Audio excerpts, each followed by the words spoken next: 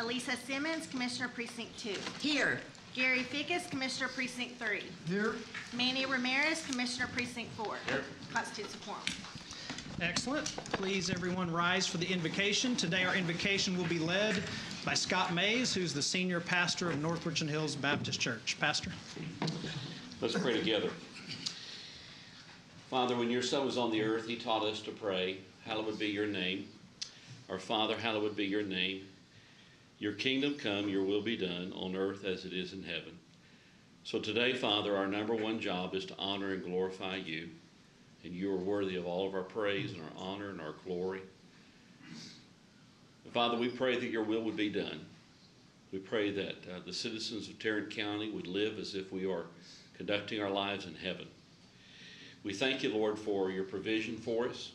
Again, your Son taught us to pray that give us this day our daily bread. So, Lord, we thank you for taking care of us. We're reminded that nothing that we have is ours. Everything is yours, and you've lent it to us. So let us use that wisely. Lord, forgive us our sins, our debts, as we forgive those who've trespassed against us. Remind us that you sent your Son to die on the cross for us, and that we who are called by the name of the Lord Jesus Christ are to forgive others. And lead us not into temptation, but deliver us from evil. Lord, this county is yours, our lives are yours, and we bow before you. It's in Christ's name I pray. Amen. Amen. Thank you, Pastor. Please remain standing for the pledges. First, the pledge to our American flag. I pledge allegiance to the flag of the United States of America and to the republic for which it stands, one nation, under God, indivisible, with liberty and justice for all. And now the Texas flag. Honor the Texas flag. I pledge allegiance to thee, Texas, one state, under God, one and indivisible. Thank you. You may be seated. Next up on the agenda announcements. Mr. Manius. Good morning, Your Honor, members of the court. First of all, let me say welcome to all the new members. We're beginning our journey, and we're glad to have you aboard. So, and to those that have been with us for a while, thank you for your continued service, and welcome aboard for another brand new court. So, members of the court, as it relates to the agenda itself this morning, there are several items that we'd like to note. First of all, under proclamations, resolutions, and presentations under employee recognition, we did add one additional name. And I believe that Judge O'Hara, you have received that document, and that's under the 10-year category. Also under purchasing, item 10I-7. This is an amendment to the Master Service Agreement. It's an RFQ 2022-050. We're going to hold that for 1 week. We did find the funding, Your Honor, on that item number 6, so we're not going to pull that from the agenda this week. And then, members, as we get to the briefing part of the agenda, Mr. Tanasia is going to be making a short presentation. Our count as relates to the coronavirus has gone up to high, and we want him to address the court at that time. So I also have one audience participation form, but it is not specific to any agenda item. Okay. Thank you, Mr. Manius.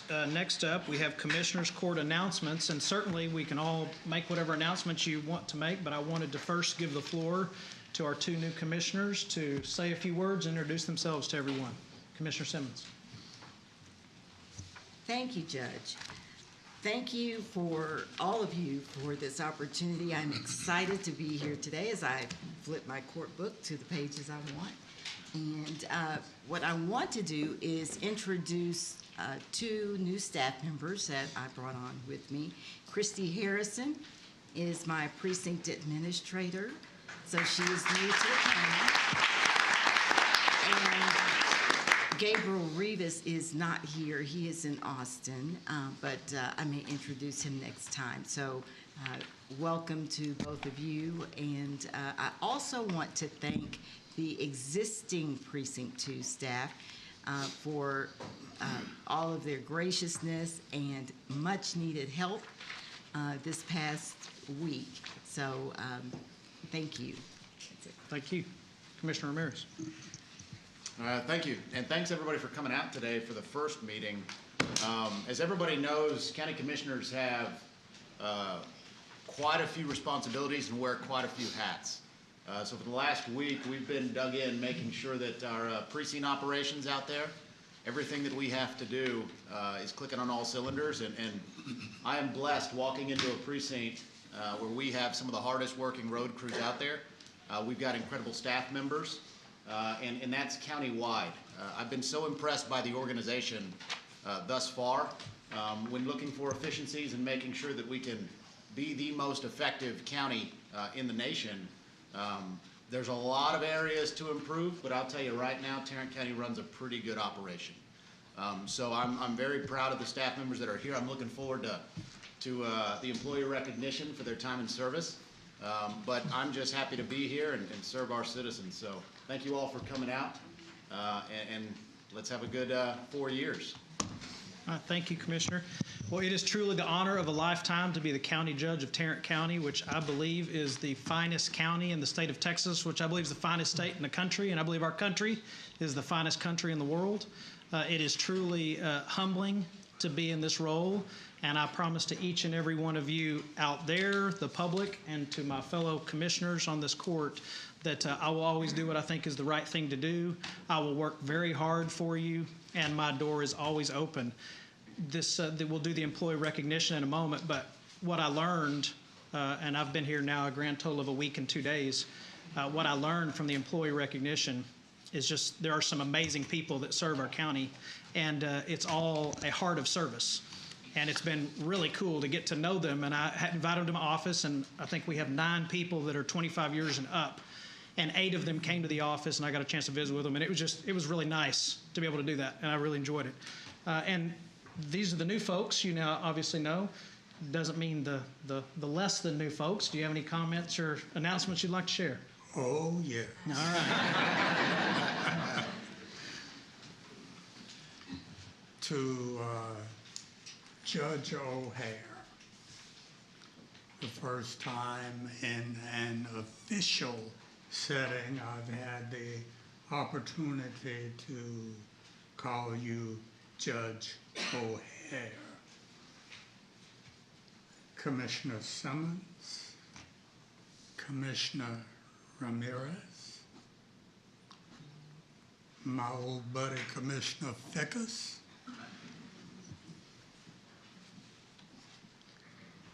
Tarrant County is the finest county in Texas, and probably the finest county in America. But it didn't get that way by accident.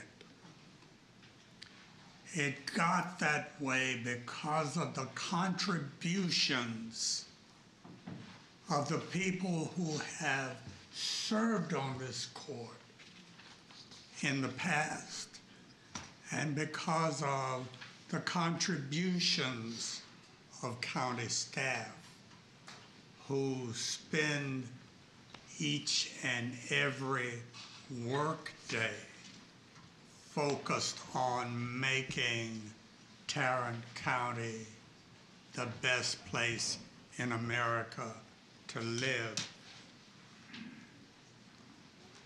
I welcome my 3 new colleagues to the Tarrant County Commissioners Court. County government works, but it works because of the relationships that we have one to the other. County government is led by a bunch of elected people. Even most of the county departments are headed by elected people. So there is no one who can tell anybody else what to do. we get along, we make good policy, we make good decisions, we make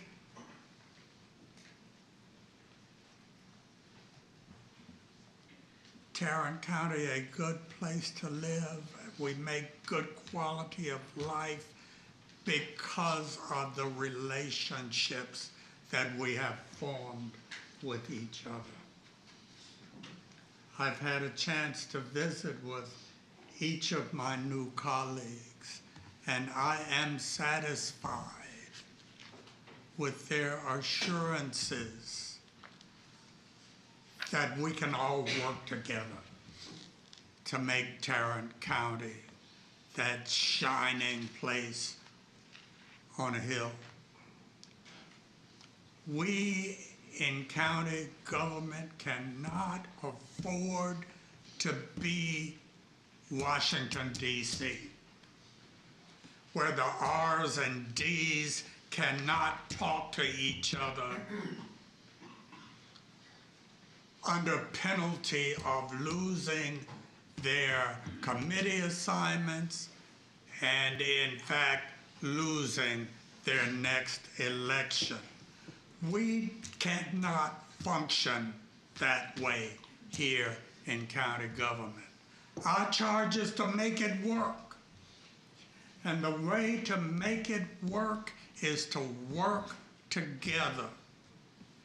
Check your political ideology at the door.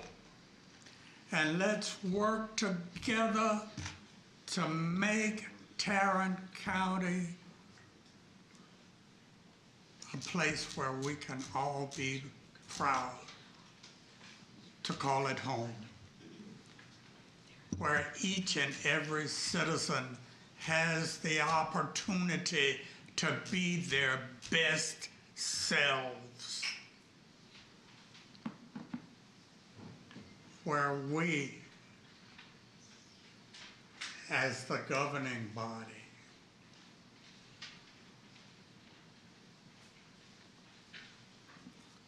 see compromise as not being a dirty word. Compromise is the door through which we get to good public policy. I have preachified enough this morning. Judge, you will find that I tend to do this from time to time. It's often necessary to remind us why we're here, what we're charged to do, and who sent us. The people of Tarrant County sent us, led by the God we serve. So welcome. Thanks, sir. And I look forward to working with each and every one of you. Thank you, Commissioner. Well, since Commissioner Brooks took 2/3 of my time, only joking, I think we've got a real opportunity here to do what we've all been talking about, and that's working together. And by working together, we will continue to keep Tarrant County that shining county and that shining star that it is and has been, and it can certainly keep that way. But it will take us all working together to accomplish that. And it's a privilege to me personally to be able to work with our new members. And I've known the judge here for 5 or 6, 7 years since you moved to Tarrant County. And he's a fine man, and he will lead us, I think, in the right direction.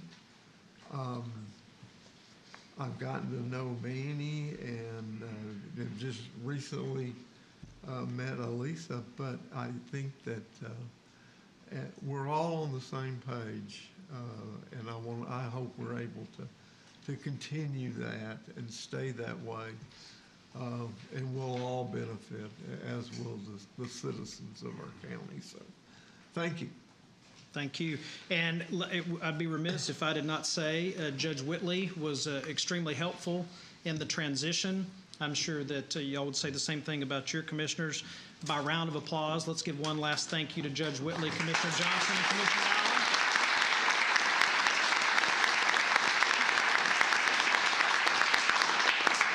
We thank them for their service. December 27th. Does anybody have any Move for corrections? approval. We have a motion to approve. A second. Please cast your vote. All right. All in favor? It passes unanimously. Next up is proclamations, resolutions, and presentations. And it looks like first up on the agenda, Commissioner Fickus has a presentation to someone. Judge O'Hare, I want to present this to you in appreciation for your dedication and leadership and service to the community while you served as a Tarrant County Sheriff's Department Civil Service Commissioner, and that was from 2019 to 2022. And our sincere thanks accompany this expression of recognition and gratitude. And I will present that to you. Thank you, Commissioner. And so that might be the only one that I've ever signed by myself. So anyway, thank you Thank for you, your sir. service. Appreciate it.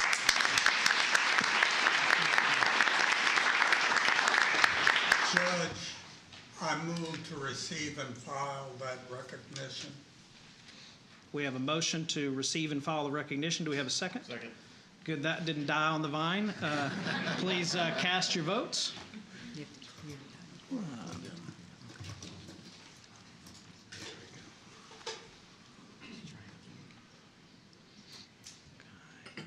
Number 1, we're missing.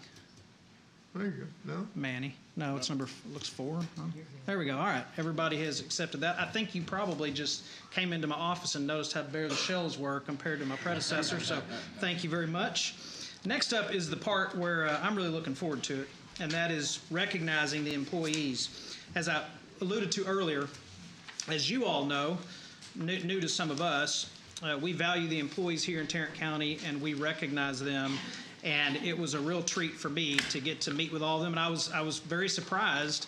Of the 8 that came into the office, I think 6 of them had never been up there before, even though they've been there 25 years or more. So that was kind of interesting. Let me first read our 15-year employees. We thank you for your service in this day and age. With people hopping around from job to job, left and right. You don't see this a lot anymore, so I think this is a testament to the environment that's here in county government. So our 15-year employees: Teresa Blackington with the County Clerk's Office, Andre Cariciolo, Sheriff's Office, Brittany Drake. Oh, okay, gotcha. All right, we'll run through that one. Where is that one? Okay, just put it right there. All right, Brittany Drake with the County Auditor's Office, Remora Lockhart with Juvenile Services, Dwayne Maccabee Sr. from Public Health, William Manchaca from Juvenile Services, James Munford, Judge, 322nd District Court, Letitia Oropeza, Criminal Courts, Lynn Ortiz, Juvenile Services, Joshua Palmer, Facilities Management, Damon Price, Precinct 3, Maria Rojas, Juvenile Services, Olawale Rotimi, Juvenile Services, Anthony Scott, the Sheriff's Office, Christy Smith, Medical Examiner, and LaDonna Satis, Constable 7. Let's give all of them a round of applause.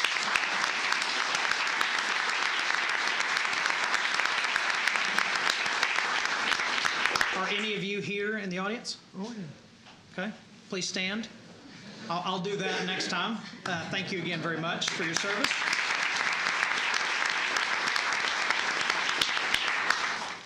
Some people may think I read the 15 years first by mistake. That couldn't be possible, could it? Where are the 5 years? All right, we'll find those. 20-year employees. Carla Anderson Calhoun from the Sheriff's Office, Vincent Giardino from Criminal Court, Sonia Hunter from Public Health, Michael Klein from the Sheriff's Office, Deborah Neekum, Judge of the County Criminal Court Number 4, Cleophas Olmos from the Sheriff's Office, Jennifer Reimel, Judge, thank you, sir, from County Court at Law Number 2, Dale Smith from the District Attorney's Office, Mary Toon from Probate Court Number 1, and Roxanne Tucker from the Sheriff's Office. If you are here, would you please stand? Thank you very much.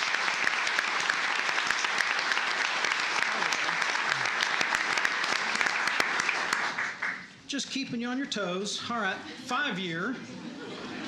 Nora Allen from the Tax Office, Natalie Chavez from the Tax Office, Lola Fernandez from the Sheriff's Office, Lisa Garcia Nunez from the Medical Examiner's Office, Marlo Gonzalez from the Sheriff's Office, Kimberly Green from Criminal Courts, Amanda Hill from the Law Library, Charles Jackson Jr. from Housing, Jorge Nava from Juvenile Services, Tracy Wynn from Elections Administration, Ephraim Odole from the Sheriff's Office, Lucky Omayunu from the Sheriff's Office, Loandra Helat Vasquez from the Medical Examiner's Office, Katrina Pulliam from the District Clerk's Office, Samantha Ramirez from the Criminal District Attorney's Office, Nicholas Reese from Facilities Management, Carlos Saavedra from Juvenile Services, Carla Singleton from the Sheriff's Office, Christopher Taylor from the 48th District Court, Judge Taylor, and Nikki Weaver from Elections Administration. If you are here, please stand. Thank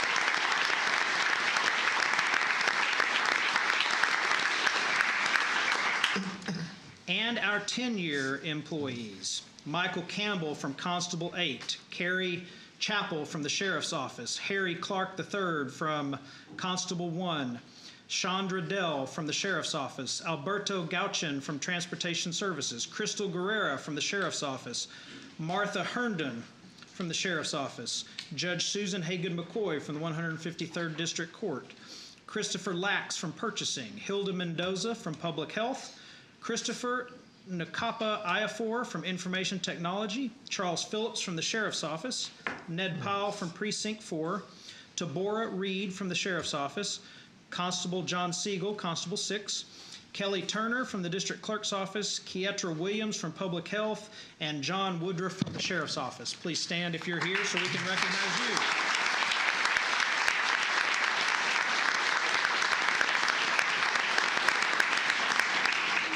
Thank you all very much, and I believe we have a reception for everyone following this. So now we move to, I did hit our 20 years, did I not? Yeah. Yes, okay, all right. 25 and 30. Okay, great. Now we move to 25. So, first up, Mark, are you here? Mark Bloodworth? Hello, Mark. So I had the opportunity to go meet with Mark at the Plaza Building, and he is a graduate of Western Hills High School, went to North Texas State, back when it was North Texas State, UNT now. He has 5 children. He recently went to Scotland, and he and I got to share that because I went to Scotland this summer, and it's a fantastic place. What really stood out about Mark, and by the way, he's an IT resource manager. He's been here 25 years. What really stood out about Mark was, when in addition to he's a golfer, he loves golf, but what really stood out was he really emphasized that he loves the public service aspect of what he does. It was genuine. And you can just tell somebody that has a servant's heart, and I think that describes Mark. So, Mark, we thank you for 25 years with Tarrant County on behalf of this court, our staff, and the entire public, citizens and businesses of Tarrant County. Thank you very much.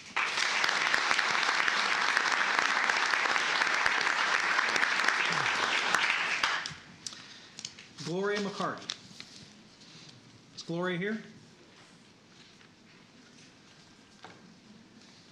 So she has actually, hi Gloria, she has actually, even though this is her 25-year recognition, she's actually spent 31 total years with the county because she took a break. So she started with the county back in 1985. Gary, I was 16 in 1985. She has worked for 25 years with Tarrant County Sheriff's Department and was born in El Paso, went to El Paso Jefferson High School, She started as a secretary, and she has moved up. She registers, we can say this out loud, can't we? She registers all the sex offenders that we're responsible for registering in all of unincorporated Tarrant County and in several cities that have asked us to do that, which, as you can probably guess, is a very difficult job, but an unbelievably important job, and she does it by herself. She takes her oath very, very seriously.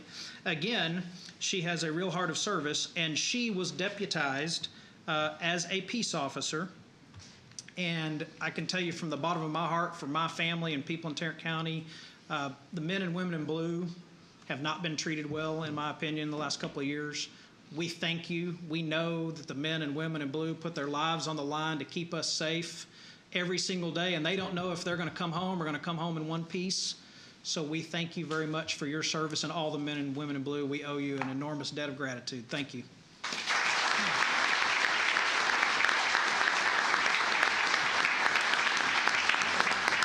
Edgar, where are you? Edgar Meza. So Edgar, everybody that came to my office, they talked up a storm. Edgar is more the quiet type. He just does his job, doesn't want a big hullabaloo about him, but he started as a jailer, and this is fascinating. While he was a full-time jailer, he went to the UNT Police Academy, which was also full-time, right? To put himself through and become a licensed peace officer. He's done 25 years here in Tarrant County. He's a patrolman. He's done 14 years as a crime scene investigator and almost 12 years in SWAT. Has 3 children, was raised in Fort Worth and graduated from Northside High School. Deputy Meza, thank you very much for your service. We are honored and grateful.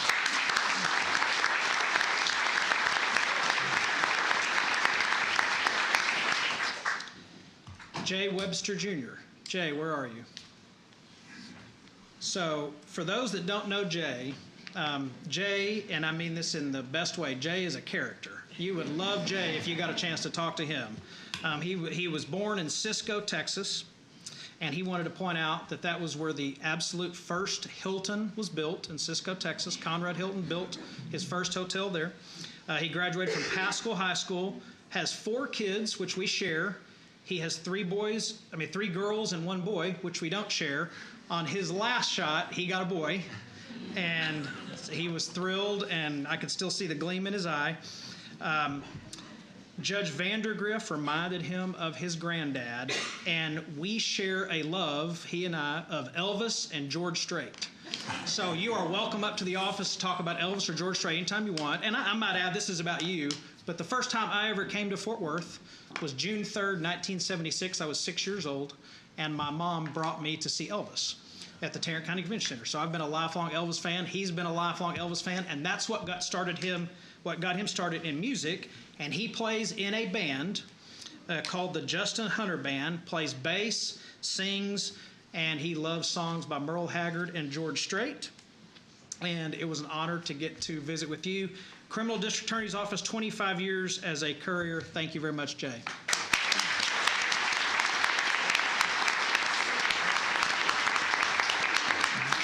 Lisa Ford. Where are you, Lisa? Hi, Lisa.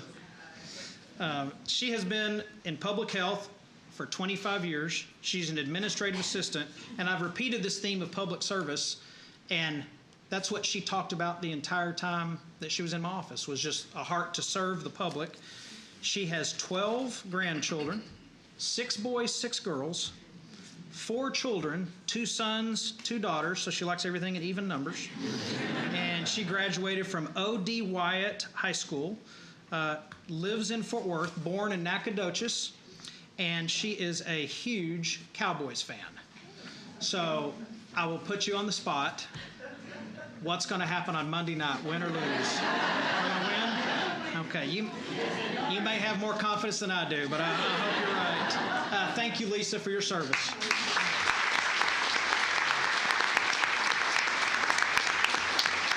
Lucy Hernandez, where are you, Lucy? Hey, Lucy. So she graduated from Adamson High School in West Dallas. She has worked for public health as a community service aide also for 25 years. And what she does now is travel around and do vaccinations. And again, that heart of service, she continues to talk about. And she has 2 children, a boy and a girl. Her daughter works for the county, and she loves to travel. And this past, was it summer that you went to Spain? Yeah, and she had a blast in Spain. Highly recommend it. We talked about Spain in the office for a good long while. It's kind of put it on my list to go to. Lucy, thank you for your service. Thank you for 25 years Tarrant County. We hope for many more.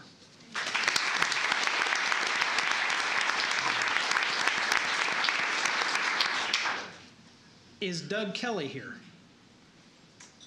Okay, Doug is the only one that I did not get a chance to meet with, and he has worked for 25 years in Precinct 1 as an operations supervisor over maintenance.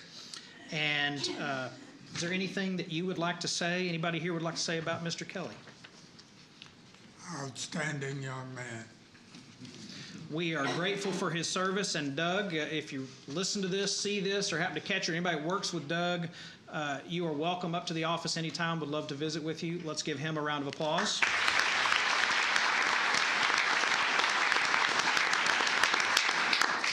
Doug Gowan. Doug, are you here? There he is. All right. Hey.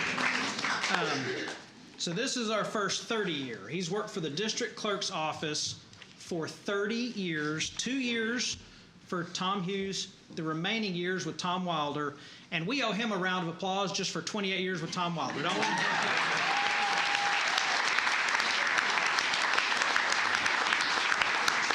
He loves dogs.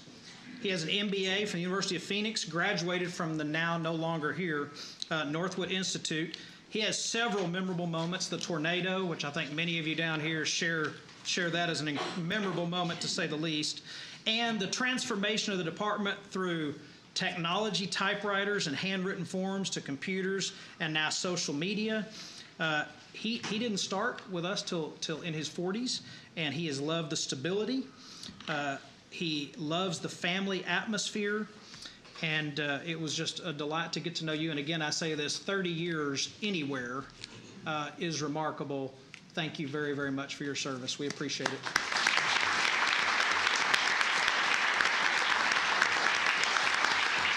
And he's a big dog lover and has a Beagle mix. I need to mention that. Okay, I think that's it. Oh, wait a minute. There is one more. No, Judge, you already said that's it. Yeah, that was it. So we have somebody named G.K. Manius. Could G.K. Manius please raise their hand?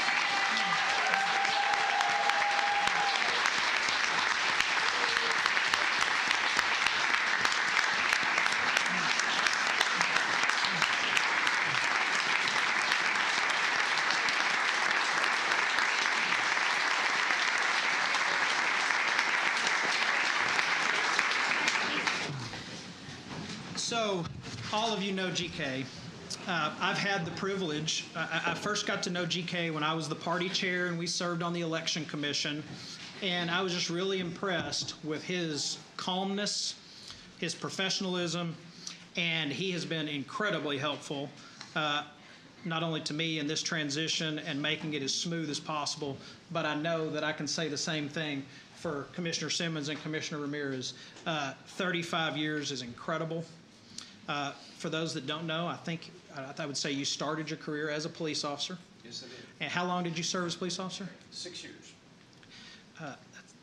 That's awesome. So you've been just an incredible attribute to the county. And when you hit the 35-year mark, you can have the floor, and anything you'd like to say, we'd love to hear some words. Judge, the only thing that I'd like to say is that I'd noticed that when someone wasn't here, it was kind of like it was open mic night. I wasn't going to be here today, but I am so glad that I showed up. We're glad you showed up, and glad you showed up for 35 years. Thank you. Thank you.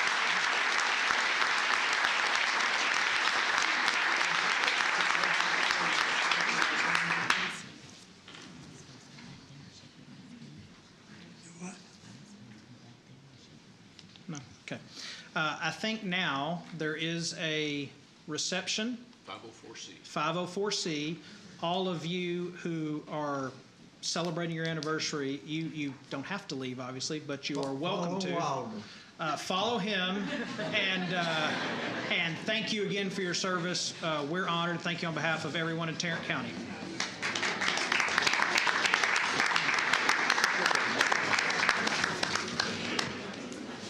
There's a bunch of names.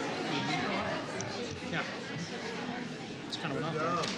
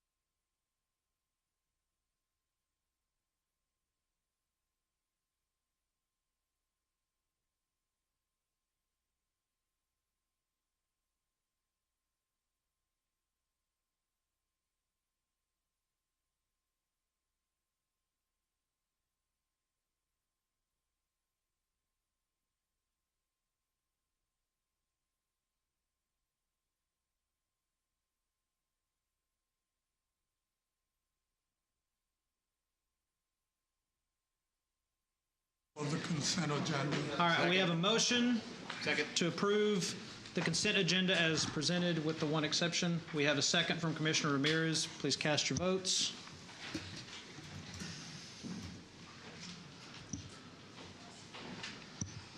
All right, there we go.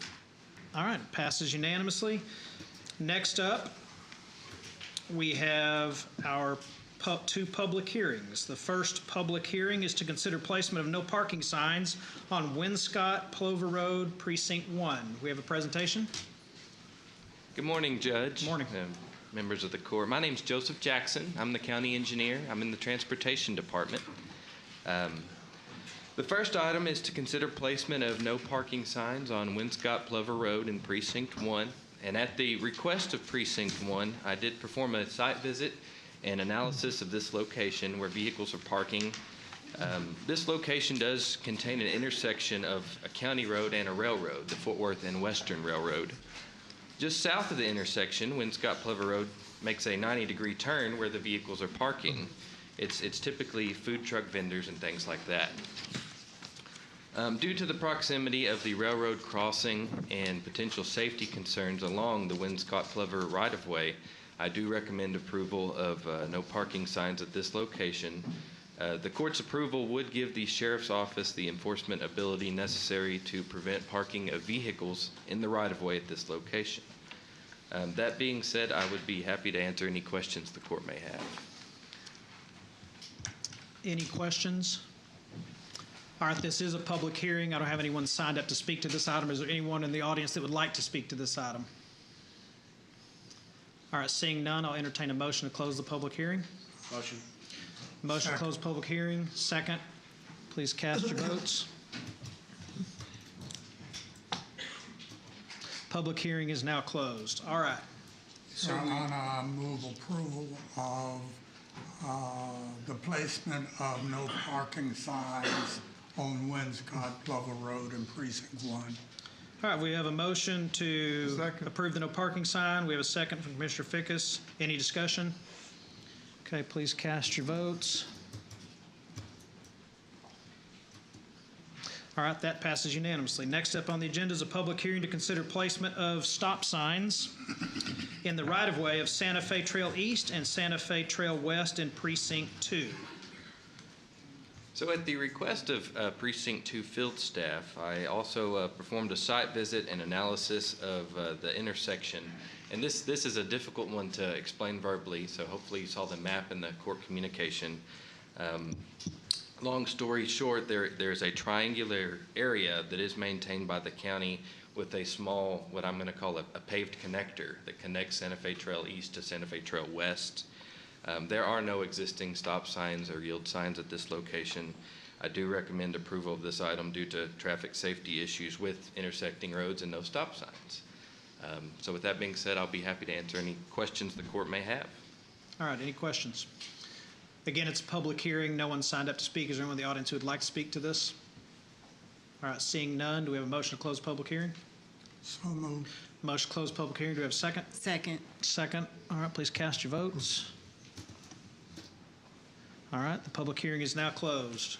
Questions, comments, or motion? I'd like to move approval to consider placement of stop signs in the right-of-way of Santa Fe Trail East and Santa Fe Trail West. Second. We have a motion to second. Let's see, I got to learn to clear this faster, don't I? All right, cast your votes. All right, all approved. Next up on the agenda, reports and business from our county administrator, Mr. Manius. Thank you, Your Honor. Members of the court, we have 3 additional items for you this morning. On item number 1, we're requesting that the Commissioners Court receive and file the COVID-19 recovery report, which is dated January 9th, 2023. Move to receive and file. Second. Any discussion or ready to vote?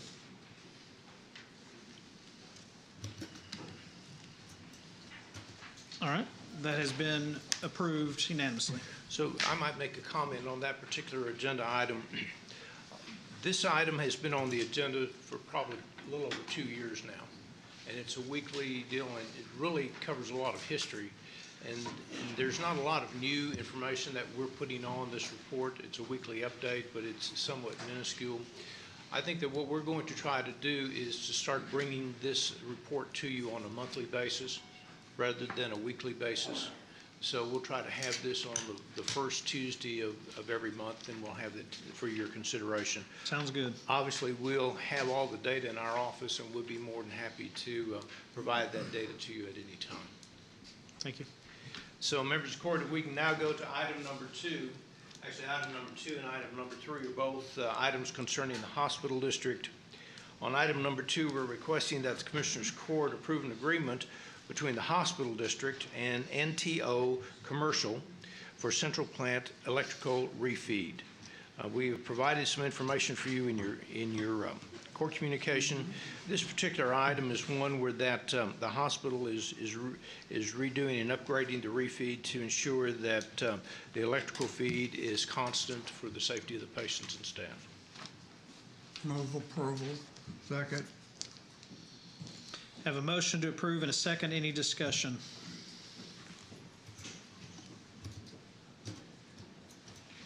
All right, it passes unanimously.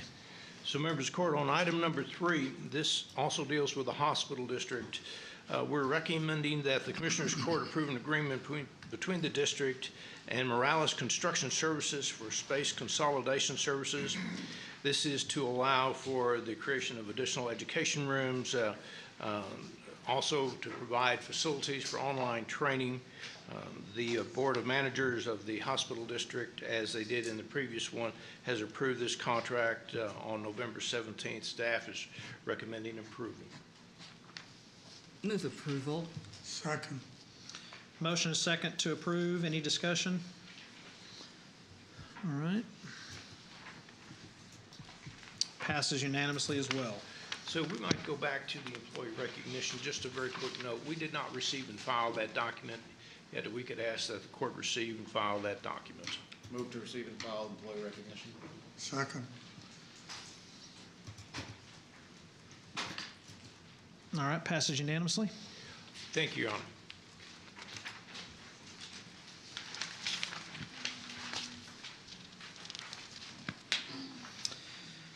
All right, next reports from our auditor. Ms. Good Tippett. morning. Good morning. So I have 3 items I'm asking the court to consider this morning. The first is requesting that the court release the approximately $1,270,000,000 of collateral as outlined in the court communication. As noted in the document, every year as the taxes are paid at year end, our balances go up really high, like this, and then they come back down to a more consistent level. Move approval. Second. Motion is second. Any discussion? Passes unanimously. Our next item, in addition to actually holding securities on our behalf, several years ago, as allowed by the Public Funds Investment Act, we entered into an agreement with J.P. Morgan Chase, and that's what this is about. We're asking that the court accept the Federal Home Loan Bank of Cincinnati letter of credit as collateral for amount not to exceed $200 million and extend the term. And we've been doing this now for several years. Be happy to answer any questions. Move approval. Second. Have a motion, a second for approval. Any discussion? All right, passes unanimously. And our final item is we're asking the court to receive and file the auditor's report related to our review of the financial systems and controls for Constable Precinct 6, which you have attached. His response is also attached. I would move approval with a comment that constable apparently does not have a safe. We need to provide him with a safe for his office. And I'll second with a comment. Good work from the auditor's office digging in. I know you guys work hard on all of these offices, every elected official and every department head, digging in and making sure that we can be the best we can. So I'm impressed by y'all's work. Thank you. Second. All right, we have a motion and a second. Any further discussion?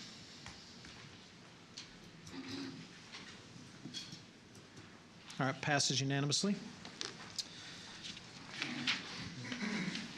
Next up, Human Resources, Ms. Glenn. Move to receive and file the personnel agenda. Second. Any discussion there? Okay, that passes unanimously. Thank you, and good morning to our new court members. We do have a few additional items for the court. Actually, the next 3 items, either in whole or in part, are what we call waivers of terminal benefits. And just for the benefit of the new court members, I wanted to spend just 2 minutes explaining what that is. So it's been the court's requirement that when employees leave county service, if they have vacation balances that they are paid for, then the requirement has been that the department then has to wait that period of time, hours converted into days, before departments can fill those positions, okay? And that happens the vast majority of the time, just because of posting requirements, interviews, that kind of thing. Yes. So repeat that again. If Yes. someone has 100 hours of vacation, they leave before you Yes. can fill the position, the 100 has to be paid out. Correct. Okay. Okay. And again, that occurs most of the time because the vast majority of our positions, that vacant position has to be posted. We go through the process, the department interviews, makes a hiring decision. So usually that time has elapsed, okay? So when we come to you with waivers, these are situations where the department has deemed that the position is so critical in their organization that they're asking the court to waive that requirement so that they can fill the position immediately, okay? So that's just in the way of background so that you know what I'm asking for. So with item 2, the Sheriff's Department actually has a 2-part request. So the first part is a waiver. The Sheriff's Department has a gentleman who's been employed for a very long time. He is their records manager, and he will be retiring at the end of March. When he retires, he will have 400 vacation hours, which is about 50 days.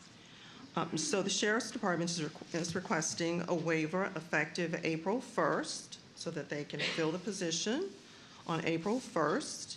They have identified a replacement. They've gone through the process. They have a replacement picked. They are also asking for the ability to fill this position, we call it a double fill, so that they can fill it and have the replacement work side by side with the incumbent, okay, before that incumbent leaves.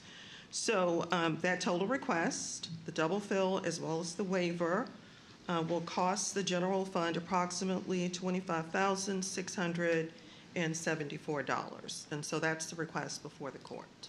And I believe the sheriff or one of his representatives is present if you need additional explanation or have questions. Move approval.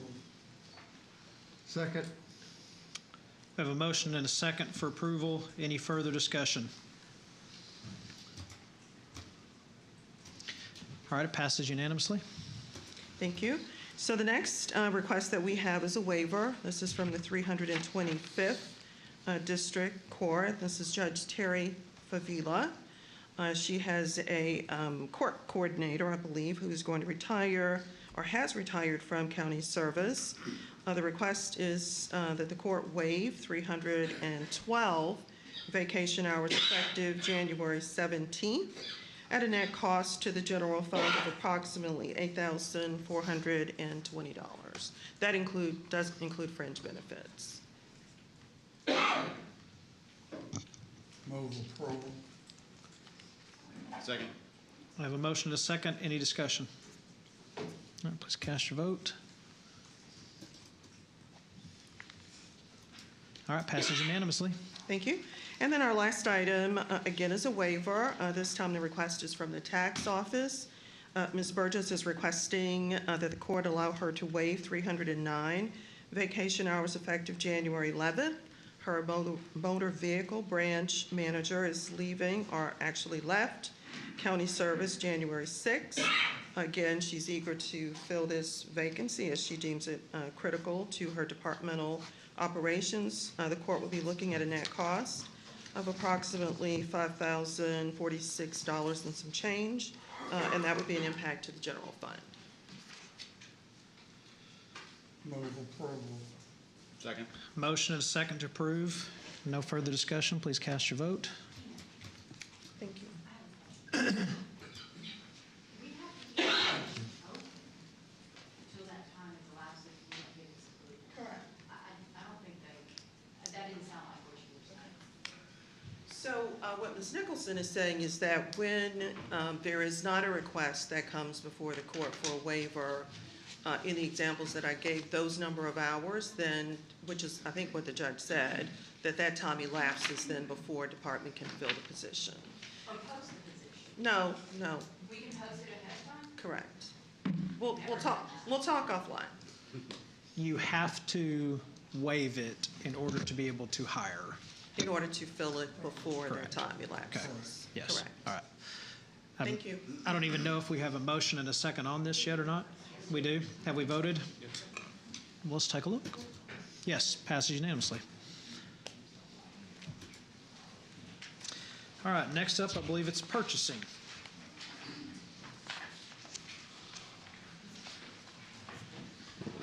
Good morning. Morning. Are you Miss Lee? Yes. Good morning, Miss Lee. Good morning. We have 6 remaining items for your consideration. The first item is an award recommendation regarding regarding RFP number 2023-009. This is our annual contract for background screening services for human resources and facilities management, awarding to Information Discovery Service per contract terms. Move approval. Second. We have a motion and a second to approve. Any discussion? Passes unanimously. The second item is also an award recommendation regarding RFP number 2023-025. This is our annual contract for compensation study services for human resources, awarding to Korn Ferry in the amount of $150,000. Yeah, I have a question. Why do we feel the need to do this every year? Tina or Ange? I would also note that on this particular item, that is a 3-year contract, and it's $50,000 per year. That's how you come to the 150. Good morning. My name is Ann Ramner, and I'm the Assistant Director of Human Resources. The study that we do every year is to make sure that we keep our wages competitive with what we call P25 of the market. That's the 25th percentile, meaning we pay more than 25% of the market, and 75% of the market pays more than we do. Because we have such a wide range of positions, it's very difficult for us to keep up with craft simultaneously with law enforcement, simultaneously with a wide variety of professional positions, et cetera. So we do this annually on a normal basis. We certainly can consider something less if that's your preference. Now tell me what's the negative, in your opinion, to doing it once every 2 years? The negative is missing a year. Certainly a year like this past year where salaries rose over 7%, we could have very easily missed that had we not had our salary consultants look at the market and come back to us with recommendations for specific areas. That would be the negative. Any sort of drastic one-year change could be missed by our staff. So are you doing the study on every position in the county, or this year it's craft, this year it's law enforcement, this is the third year it's something else? So I'll try to not get terribly involved here, but if I say something you don't understand, please ask questions. So when we look at our positions, we assign them based on job evaluation group to certain salary grades. When we do that, we assign each of those a score, a number of points based on knowledge, problem solving, and accountability. What we do when we go to the market is take that score and compare it to other scores in the market. And if they pay $50,000 and we pay $51,000, we're great. If they pay $50,000 and we pay $45,000, we know we need to adjust that salary scale based on the points that are assigned to that grade. To answer your question So we look at all of them. Yes, the survey covers every position. Each year? Every year, yes. And it's not necessarily by title, I just want to be clear. It's by grade. Understood. So I think it's our responsibility on the court to provide tax relief to people. Obviously, we set the tax rates, but it's also up to us to find ways to cut items out of the budget. And this is something that I don't see some tremendous downside if we postpone this and revisit it the following year. So I'm not going to support doing it, but there's 4 more people voting. I would point out that we are in an extremely vulnerable position when it comes to our employees. The private sector pretty well across the board pays better than county government pays. So we are constantly in danger of losing employees into whom we have invested great amounts of county resources to the private sector or other governmental organizations that may be paying more than we pay. In my mind, it is critical to retaining the employees in whom we have invested substantial tax dollars by making sure that we keep up with the market. And that's just my comment. I've got a comment. Ange, do you think that our internal personnel are capable of putting together a study like this to gauge the market, so to speak? I know companies, private and public organizations all over have teams that do this annually, biannually, to make sure that we're staying within the market and we don't, or some of these organizations do not contract out and get outside studies done annually. Do you think that we have the capacity and the capability internally to test the market ourselves? Because we have, overall, our county workforce, as far as positions go, is pretty stable, if I'm correct. We're not adding new positions or vast amounts of new positions every year that require different classifications. So ordinarily, unless something's gone terribly awry, we shouldn't be that outside of schism with the market if we've appropriately placed that position in the past. Do you think that your staff in HR have the capability to put something like this together for recommendations internally? To the extent that our consultant does, I do not. We have 2 people in our compensation group. They don't have the bandwidth to add this to their current duties. I would say that we could purchase a variety of surveys that would probably approach a $50,000 mark, and so we could save probably some money, but to the extent, of current staff and no additional expense, I do not. Because the value, what you see, the value is gauging our positions against the private market, which requires purchasing access to that data, because all public, employees' salary data is available. So we don't have to purchase that. That's a zero cost. But you're saying the value is being able to compare ourselves to the private market annually. Exactly. So in some cases, we're comparing to a local private market, such as with your craft positions in your precincts. And in some cases, for example, on an IT basis, we're competing nationwide. And that is not information we have access to other than to purchase it. And one last thing, do you think this year specifically, did we do this last year? We did. Okay. Do you think this is something that we need to do annually, or do you believe that as new positions are created, that it's something that we need to revisit on an as-needed basis and then engage a consultant if we're in a situation where we have a lot of questions about a particular pot of employees or classifications, as opposed to just casting such a broad net? Do you think it'd be, I guess, worthwhile to consider just targeting that instead of, so say, law enforcement in the market, just targeting a study towards that group of folks instead of casting everybody? I know that that'd be substantially cheaper probably if we just dwindled it down to one class, but Law enforcement is very easy, so we'll use a different example because that's public. We can do that for free.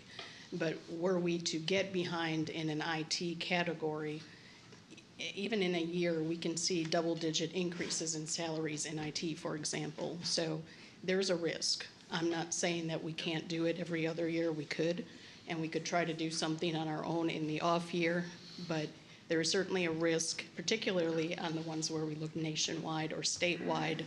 Your more professional level positions, there's a risk with not doing the study.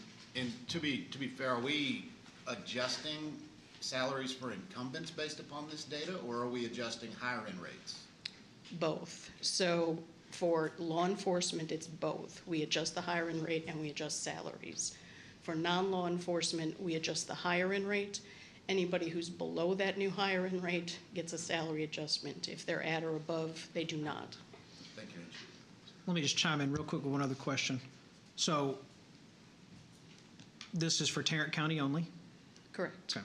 So does Dallas County do one of these? Does Collin County do one of these? Does Denton County do one of these? Is there a reason that we have to do our own? I can't imagine that it is so specific right here that if we actually felt the need to do this every single year, why we couldn't do it in cooperation with other counties and produce savings for all of us. Or maybe they don't do it every year, and then if they don't, why don't they? Do we know? I know Dallas County does it. I can't tell you the frequency of that. I know Collin has staff on board that do that every year. They contact us every year, as well as Denton County. I think there's opportunities for multiple ways to save money here that we need to be responsible for. I had maybe a suggestion here that having been here a while, I can certainly see the need where, you can look at IT, you can look at law enforcement, you can even look, our court systems. We have issues in hiring qualified people. I run a electronic sign 24 hours a day, 7 days a week over on Precinct Line Road, trying to hire people for my maintenance facility. I'm 7 or 8 people under what I have been at. Okay. My suggestion would be that we continue, but we had been doing this on a 1-year increment for $50,000. Why don't we continue that and not go to a 3-year and commit? Do it this next year. We got new people. If we don't see a value or the job market dramatically changes, where there's unemployment's a little higher, where it's easier to hire people, we're not in that situation right now. We know that. And, instead of 3 years, go to 1 year and see how it works. And that's what it is. It's a 1 year with 2 1-year option renewals. So we certainly don't need to, if this is approved, we don't need to do it next year. It doesn't commit us to next year or the following year. Okay. So is the concern that we can't attract quality people because we're not paying them enough? We're at 25%. Okay. Do we need a study to tell us that? Can we not figure that out ourselves? Not with current staff or without purchasing multiple market studies, we could not. I guess what I'm getting at is, does everybody, and I don't want to say everybody like we're all raising our hands and casting votes, but do we perceive the problem is a changing world and a changing workforce, or do we perceive the problem as we don't pay enough to get them? And if that's what we think the problem is, and multiple people are in agreement that that's the problem, I guess I'm not sure why we have to pay somebody $50,000 to come back and tell us something we already know. I would say it's both. I mean, especially over the last few years, it's been very volatile in the workplace as far as compensation, as far as recruiting.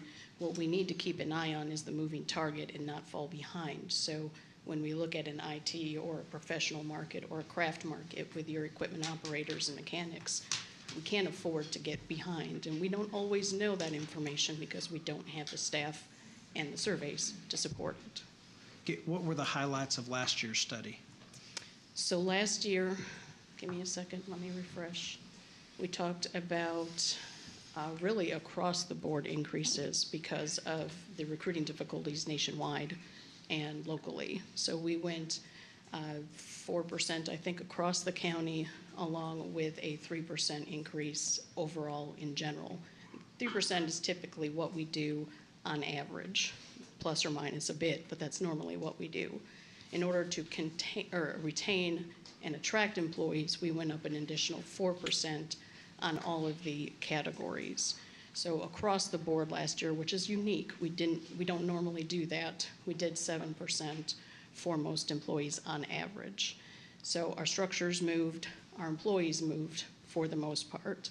What we need to know moving forward is, do we still need to do that, Or do we go back to the model we used to do, which is our craft employees might go up by, say, 6%, our law enforcement go up by 6%, our non-exempt staff go up by 2%. So we're looking at different categories and looking at different percentages. Okay, I think the last question for me on this is, so let's say that a majority on the board think we need the study, on the court think we need the study. Have we explored how to go in with other counties and do this where we all save money? I don't think anyone has answered for me yet, and maybe because I haven't asked the question, but I don't think anybody's answered for me why we need to do just one for ourselves and why we can't go in with other government entities or even borrow some of their data or make a deal with Dallas or Colin that you do it this year, we do it next year, and we share the data. Is it proprietary and it's not allowed? Can they even require us not to share with other governmental entities? For the most part, no. Public information is readily available to us. There is concern about markets in the private sector comparing and sharing salaries. So we frequently do that in a sort of hands-off method. It's antitrust, basically. So there's no wage setting among groups that we can't collaborate with our fellow counties or our fellow municipalities, whoever it is, to set wages such that they are artificially deflated or inflated one way or the other. So I would want to look into that before I give you a solid answer. But at least on the public, comparing government to government, that's not an issue. We could certainly the last thing I would say, explore is there any reason why we can't postpone this now to go explore if we could share with other government entities, go in on the contract, or borrow what they've already done and paid for with a gentleman's agreement, if you will, that will take the lead next time? I can certainly look into that in the next couple weeks. We just have a lot of lead time for these projects. So we will certainly look into that if that's the court's wish. I just have a comment. I definitely think we should employ a firm to do a professional compensation study. My only concern is the frequency of just doing it annually. So I'd like to postpone as well and table it and see if you can do something like I said earlier, do this field 1 year, this field, and do them every 2 years or something like that. At this point, any other comments or discussion? Okay. I don't have a problem with postponing it to do further study. I do want everybody to focus on the fact that the benefits of this study are at least twofold. To make sure that when we go to the market to hire new people, that we're offering competitive salaries. That's number one. The second thing is that we need to be able to retain the people we've already got, the people we have trained, the people in whom we have invested substantial resources. We don't want to lose those persons just because we're not keeping up with the market. So if there's no other discussion, I will make a motion that we table item number 2 for looking for further exploration on cost savings. Okay. We have a motion and a second. Please cast your votes. Or any other discussion? All right, that passes unanimously. All right, the third item is an award recommendation regarding bid number 2023-039. This is our annual contract for copier and fax supplies, awarding to the various primary, secondary, and alternate vendors listed per unit price and discount from list price. Move approval. Second. Now we have a motion and a second for approval. Any discussion? All right, please cast your votes. Passes unanimously. And the fourth item is an award recommendation regarding bid number 2023-040. This is a purchase of Padfoot vibratory compactors for precincts 1, 2, and 3, awarding to RDO Equipment Company per unit price. Move approval. Second. We have a motion and a second to approve. Any discussion? All right, cast your vote.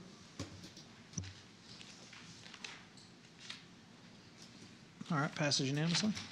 The fifth item is also an award recommendation regarding bid number 2023-042. This is our annual contract for custom hose and hose components, awarding to Stewart Hose and Pipe Company per unit price and discount from list price. Move for approval. Second. Motion to approve and a second. Any discussion? All right, passes unanimously. And the sixth and last item is also an award recommendation regarding bid number 2023-050. This is a purchase of a skid steer and compact track loader for precincts 1 and 4, awarding to Clark Equipment Company in Holt, Texas, in the amount of $137,519.06. Move for approval. Second. Motion and a second. No discussion. Cast your votes. Passes unanimously. Thank you. And 7 has been removed, is that correct? Yes. Yes. All right. 9. All right, next up, we have nothing from the Sheriff's Department, nothing from the tax assessor. That wasn't on consent. Transportation, nothing there. All right, County Judge and Commissioners. Interlocal Agreement Precinct 1, Commissioner Brooks. I move approval of item, what's the Roman numeral on this one? M1A, I believe. Is that what we're talking about? Oh, 10M1A? 10M1A and B. Second. All right, we have a motion and a second to approve 10M1A and B. Any discussion? All right. Passes unanimously. Next up is appointments to various boards. Does anyone have any appointments they would like to make? We need an appointment made to the Regional Transportation Council. We have a meeting Thursday, and we are short one appointee. You would like to stay on for your remaining 2 years? I would. Okay. I'm interested, if this court were amenable to my service on that council. I think that Precinct 4 is growing in leaps and bounds, and having a voice from Northwest would be welcome on the Regional Transportation Council. So I would very much like to serve on that. Not that I want to put more work on myself, but I think that it's important for the precinct. So I am interested in that council. I would be supportive of that. So, I move appointment of Commissioner Ramirez to the Regional Transportation Council.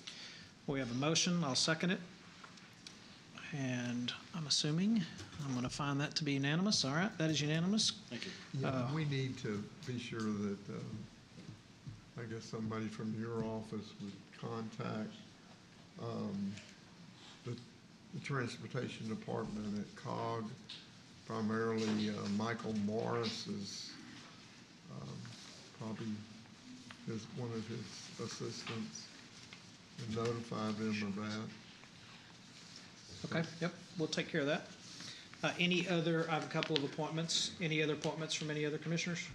All right, so I have 2 appointments for JPS. There was one unfilled. I think Charlie Powell was not reappointed, and Steve Montgomery has submitted his resignation. And so my 2 appointments for that would be William B. Woodard or Blake Woodard. Something I just kind of want to share, kind of impressive about him. He graduated from Paschal in '82 and was the valedictorian. And he graduated from TCU with a business degree in '86 and finished number 1 in his class there. And we failed to say at the beginning of the meeting, it was incredibly unfortunate. that they couldn't pull it off, but it was an amazing season, so congrats to Sonny Dykes and TCU. So that's one appointment. The other appointment is one of the partners at Canny Hanger, which I believe is the oldest law firm in Fort Worth, and that is Tim Davis. So those are two appointments I would like to make to the JPS Hospital Board. Second. So that's my motion to appoint them. Second from Commissioner Brooks. Any discussion? Please cast your votes. Okay, those two passed unanimously. And my last appointment, if you will, is I'm assigning myself to the Bail Bonds Board. And we will look into whether we'll have a surrogate later. Yes. Bless your heart. I lost a bet, so. We're so glad you're doing that. So, and my understanding is, Second that motion as my understanding is it doesn't need a I'll motion. second Legally, it doesn't need a motion, is that correct? You just, I appoint myself? You can appoint yourself, Your Honor, based on David Hudson's. Okay. And do they need to do a motion? I guess if they do one, it doesn't hurt. So we have a motion and a second. Please cast your vote. All right, thank you. Pray for me. Unanimous. And with that, Anybody want the historical commission? action concerning appointments to tax increment finance district boards. Is there something anyone is doing there?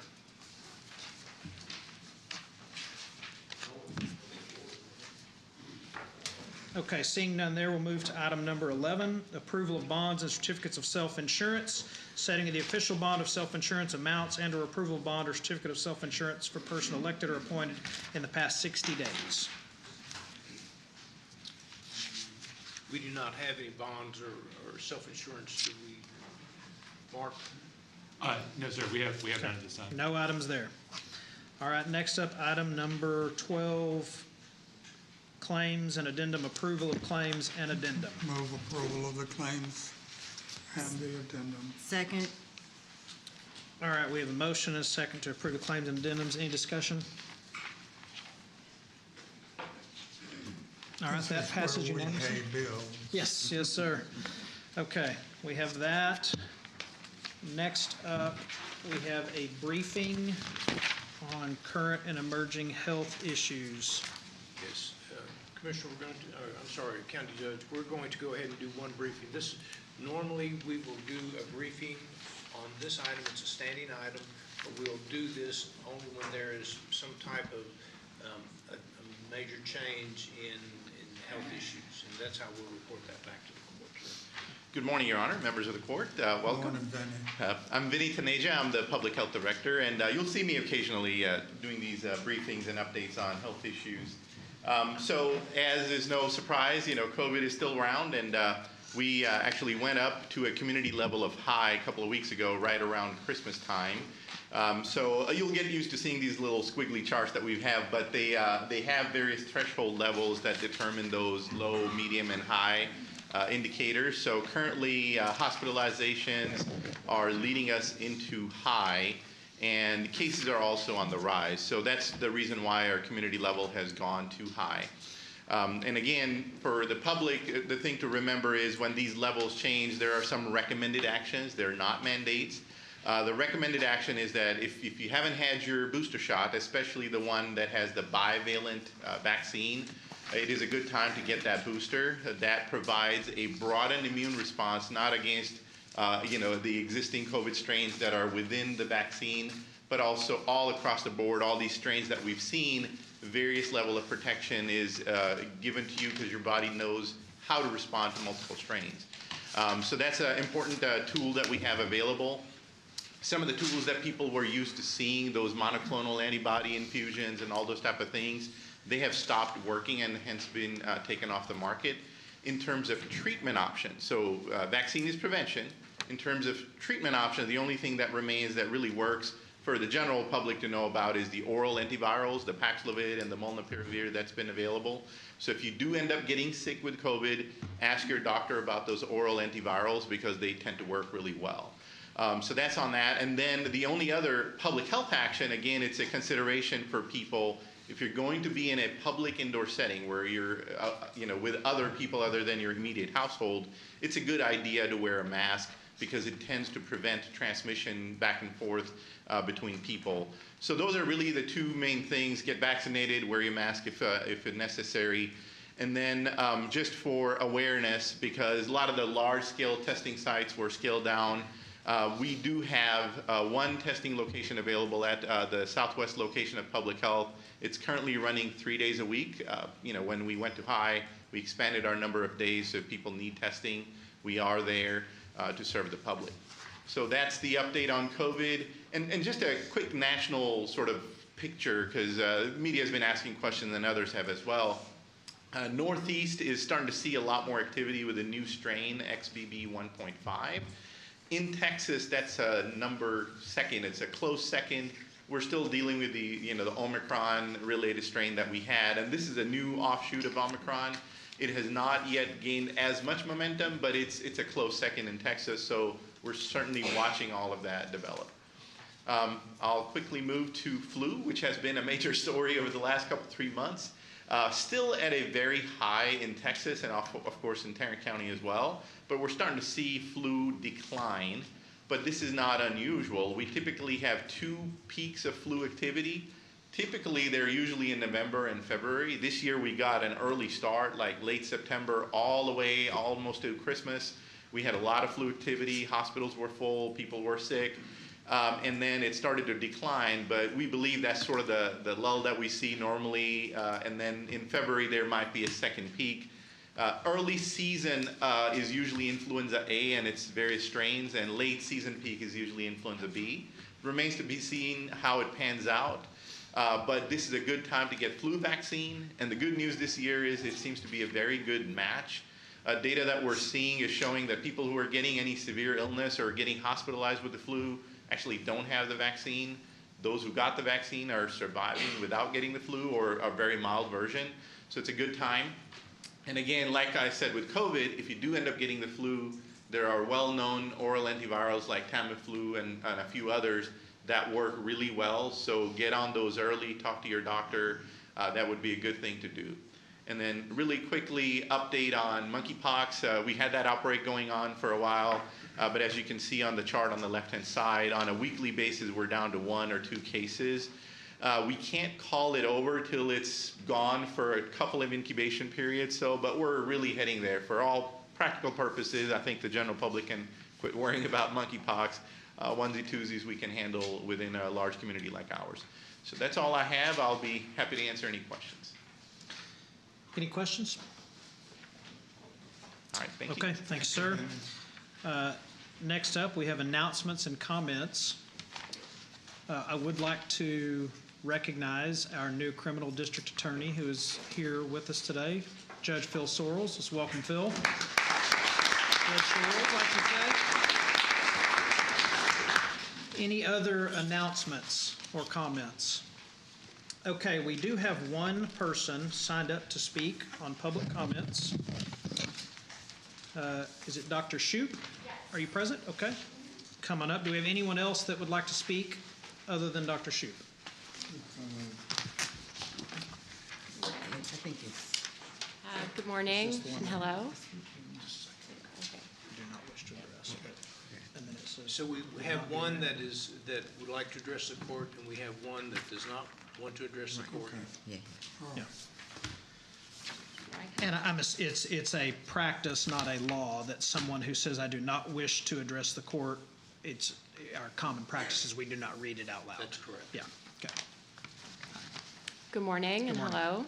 My name is Dr. Eli Shoup, and I'm here in my professional capacity as a medical ethicist.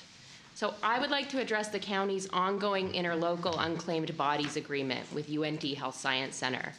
So this agreement lets the county offer the bodies of the poor, who either have no next of kin or whose next of kin cannot afford burial, to UNT's anatomy lab, where they are dissected by students.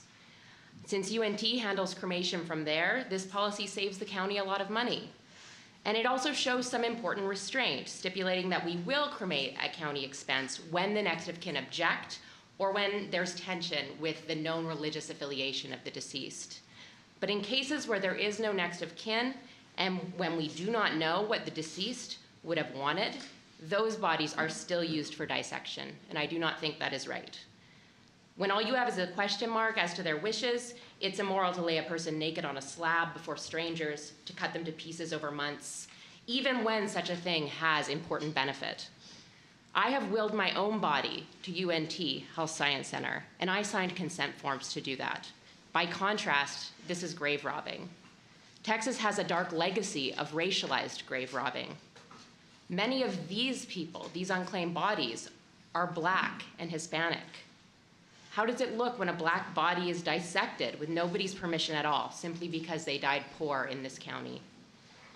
I would ask the court to please amend the interlocal agreement to state that unclaimed body donations can only be made with next of kin permission or some positive evidence that it is what the deceased person would have wanted. When all we have is a question mark, and when we can't know either way as to the wishes of the deceased, I would ask that we do these men and women the dignity of cremating them at county expense. Thank you, Dr. Shoup. Thank you for your time. And is there anyone else who would wish to speak during the public comment section? All right, seeing none, we will now recess the general meeting and go into closed session. The Commissioners Court will recess the open session and proceed to closed session to discuss items exempt under sections 551.071, 551.072, 551.074, 551.076, 551.087, and 551.0725 of the Texas Government Code, and we will meet back in my office at 10:40. Thank you.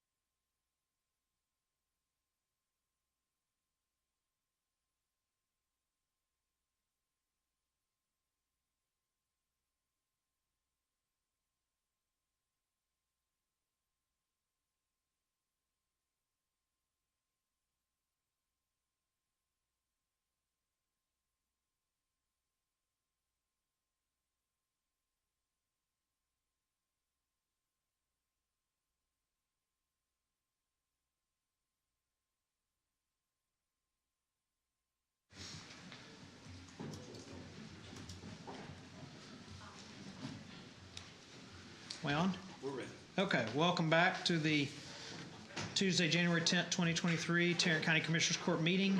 After meeting in executive closed session, there is nothing to address, no items to take a vote on, so I'll entertain a motion to adjourn. So moved. Motion, second. Second. Please cast your votes. Passes unanimously. We are adjourned. See everyone next week, and welcome to everyone new. Thank you.